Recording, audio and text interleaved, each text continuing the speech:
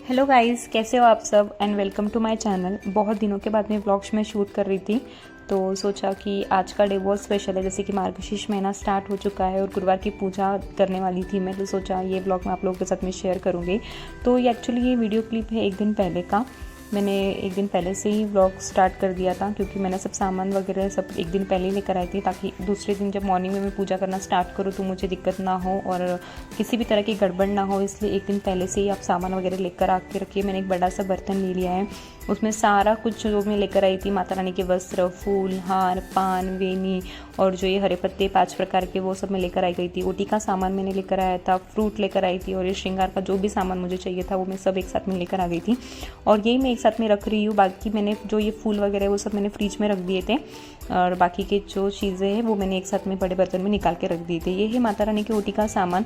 कोई पहले दिन रखता है, कोई आखिरी दिन रखता है, उद्यापन के दिन रखता है। तो मैंने फर्स्ट डे पे ये ओटी का सामान लेकर आया था और जो फाइनल मतलब उद्यापन वाला दिन रहेगा तब मैं ओटी का सामान दूसरा रखूँगी। तो मैंने ये बेसिक से जो चीज़ें हैं इसमें वही लेकर आई थी मैं ओटी का सामान रखने के लिए। तो मैं यहाँ पे बस वही सामान निकाल के रख रही हूँ ताकि मुझे सुबह गड़बड़ ना हो।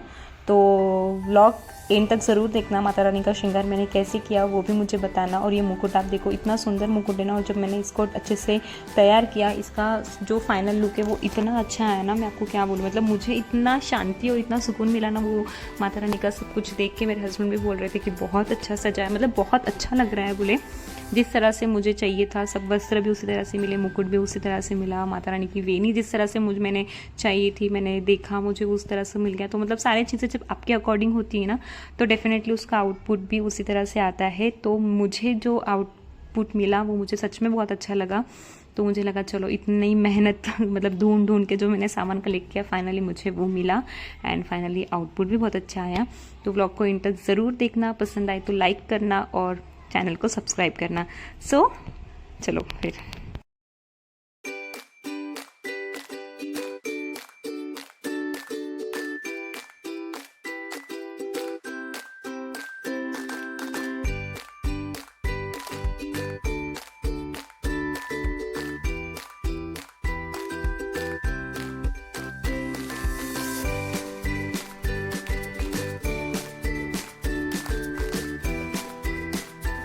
और ये देखिए, ये कमल का फूल मुझे इतना ढूंढने के बाद में फाइनली मिला और जब ये मिला ना मैंने तुरंत ले लिया क्योंकि इतना सुंदर दिख रहा था ना। तो मैंने फटाफट ले लिया और रात में इसको रख के मैंने पानी में मतलब पानी में भिगो के रखा ताकि ये दूसरे दिन तक फ्रेश रहे। सुबह मैं जल्दी उठ गई थी, इवन मतलब सब कुछ घर का काम करने के बाद मैंने लास्ट में चाय पी थी क्योंकि आज दूध वाले भैया ना थोड़ा लेट आने वाले थे। तो मैंने सोचा ठीक है, दूध वाले भैया लेट आए तक तो मेरे सारे काम हो जाते हैं। मतलब मैंने झाड़ू पोछा सब कुछ कर लिया था, नहाना वगैरह सब कुछ मेरा हो गया था। और फिर दूध वाले भैया आए तो मैंने यहाँ पे गरम गरम सबसे पहले चाय पी और चाय पीने के बाद में मैंने अपना दिन की शुरुआत की। मतलब जो दहलीज पूजा हमारे यहाँ बोलते हैं उसकी पूजा की शुरुआत की मैंने सामान वगैरह सब पहले से निकाल के रख दिया था और तब तक बुग्गू भी उठ गया था। तो सोचा उसका पहले मैं कर लेती हूँ, उसका दूध वगैरह पीना हो जाता तो वो मुझे शांति से पूजा करने देगा, वो अपने आप में फिर खेलते रहेगा। तो बस मैं यहाँ पे उसी का दूध गर्म कर रही थी और साथ मैंने भगवान जी के जितने भी बर्तन वगैरह हैं वो भी धुलने के लिए रख दिए थे। जो नॉर्मल सा सॉल्यूशन आता है उसका, नींबू और पीताम्बरी पाउडर का, उसको मैंने लगा के 10 मिनट रख दिया और अच्छे से फिर बाद में क्लीन कर दिया। तो देख सकते हो कितने अच्छे बर्तन निकल गए। साथ में जो ये पत्ते होते हैं वो भी मैंने सेग्रीगेट कर लिए थे, मतलब जो अच्छे अच्छे पत्ते हैं वो निकाल लिए थे और वो बाकी के पत्ते मैंने डिस्कार्ड कर दिए। और आप देखिए मेरा बार बार इसी की तरफ ध्यान जा रहा था तो मैं बार बार शूट कर रही थी। और लक्षित यहाँ आ गया है तो वो बर्तनों के साथ में खेलने लग गया। उसको पता नहीं क्यों इतना, मतलब छोटी छोटी चीज़ें दिख रही थी तो उससे काफ़ी अच्छा लग रहा था तो वो उसी के साथ में खेल रहा था। तो मैंने भी उसे खेलने दिया ताकि वो बीच बीच में आके ना मुझे डिस्टर्ब ना करे और फिर वो अपने में अच्छे से खेल रहा था। यहाँ पे मैंने अच्छे अच्छे पत्ते निकाल लिए। मैंने जैसे कि बताया था आपको, मुझे 2 कलश रेडी करने थे तो एक कलश के लिए अलग पत्ते और दूसरे कलश के लिए अलग पत्ते ऐसे मैंने निकाल के रख दिए थे। एक कलश मतलब महाकलश जिसे बोला जाता है, जैसे दहलीज पूजा के टाइम पे बोलते हैं हम, हमारे दरवाजे की पूजा करते हैं, दहलीज की पूजा करते हैं, तो उसी तरह से मैंने भी किया था। मैंने फर्स्ट टाइम किया, इसके पहले मैं सिर्फ दहलीज की पूजा करती थी, मैंने कलश वगैरह नहीं रखते थे। बट मैंने काफ़ी लोगों से सुना कि आप महालक्ष्मी जी की पूजा कर रहे हो और उनके स्वागत के लिए अगर आप दहलीज सजा रहे हो, दहलीज की पूजा कर रहे हो तो मतलब आपकी जो पूजा है वो फिर संपन्न होती है, वो अच्छे से होती है। तो मैंने कहा चलो ठीक है, मैं भी दहलीज की पूजा करूँगी। यहाँ मैंने अच्छे से क्लीन करने के बाद में हल्दी का लेप से मैंने इसको अच्छे से मतलब हल्दी का लेप लगाया है। इसमें मैंने चंदन पाउडर, हल्दी पाउडर और गुलाब जल का पेस्ट बना के मैंने अच्छे से दहलीज को लगा लिया और साइड में भी मैंने अच्छे से गोल आकार में लगा लिया, लेप लगाया है, ताकि मैं इसके ऊपर फिर कलश पूजा कर सकूं। बाद में इस मतलब बोला जाता है कि चावल के आटे की रंगोली निकालनी चाहिए ताकि लक्ष्मी माता और भी प्रसन्न हो। मतलब चावल के आटे की रंगोली निकालते हैं तो लक्ष्मी माता प्रसन्न होती है। तो मैंने चावल का आटा पहले से ही रेडी करके रखा था। तो जो आपको ये वाइट दिख रहा होगा आगे आप देखना, वो चावल का आटा है, ये वाइट रंगोली नहीं है। चावल के आटे से आप रंगोली निकालिए दहलीज पर अगर निकालते हो तो मैंने चावल के आटे की रंगोली निकाली, मतलब स्वस्तिक निकाला, और बाकी के जो कलर वाले हैं वो तो सिंपल रंगोली ही है। यहाँ पे मैं कलश पूजा करने वाली हूँ तो मैंने गोल आकार में यहाँ पे लगा दिया है। और फिर बाद में मैं यहाँ लेकर आऊँगी कलश का सब सामान। पूजा वगैरह की थाली मैंने पहले से निकाली थी और दरवाज़ा भी अच्छे से क्लीन कर दिया था। फिर बाद में स्वस्तिक वगैरह जो कुछ भी बेसिक पूजा आपको तो पता ही होंगी क्या क्या करना होता है, सेम मैंने भी वैसे ही किया। और मैं फर्स्ट टाइम कर रही थी, थोड़ी एक्साइटेड थी और थोड़ा सा थोड़ा बहुत मतलब ऐसा हो रहा था कि गलत तो नहीं है कुछ, मतलब ऐसे ये हो रहा था। मैंने कहा ठीक है, अगर मन में श्रद्धा हो तो थोड़ा बहुत गलत भी हो जाता है। ये मंगल कलश नॉर्मल सा, मतलब इसमें मैंने नहीं क्या सुपारी, एक सिक्का और 5 पत्ते की पूजा करके इसमें कर लिया है। स्वस्तिक निकाल लिया है, हल्दी कुमकुम के टीके लगा दिए हैं और मैंने ये घर में ही रेडी कर लिया था। और इसके ऊपर आपको एक छोटी प्लेट में चावल लेना है, चावल को हल्दी कुमकुम लगाना है और इसके ऊपर आपको एक दीपक रखना है और यही हो जाता है हमारा मंगल कलश तैयार। पूजा की सामग्री रेडी करने के बाद में मैंने पूरी तरह से अपनी थैली को हल्दी कुमकुम लगाया, धूप दीप लगाया, दोनों तरफ दिए लगाए, मंगल कलश का दीपक जलाया।